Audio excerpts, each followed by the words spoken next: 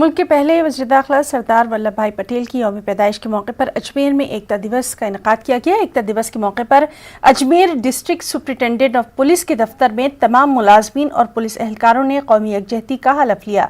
इसके बाद मुल्क की साबिक वज़ीर आज़म आंजहानी इंदिरा गांधी की बरसी के मौके पर 2 मिनट की खामोशी इख्तियार की गई और उन्हें खिराज पेश किया गया। आज राष्ट्रीय एकता दिवस का भी मनाया जा रहा है, जिसके संबंध में सभी जो स्टाफ हैं उनको शपथ का दिलवाई गई है। ये आज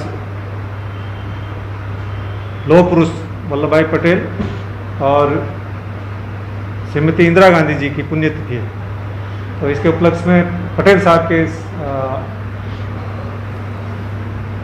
इस दिन के उपलक्ष्य में इसको राष्ट्रीय एकता दिवस घोषित किया हुआ है और इसको जागरूक करने के लिए आज हमने इस आयोजन के तौर पे शपथ दिलवाई जा रही है।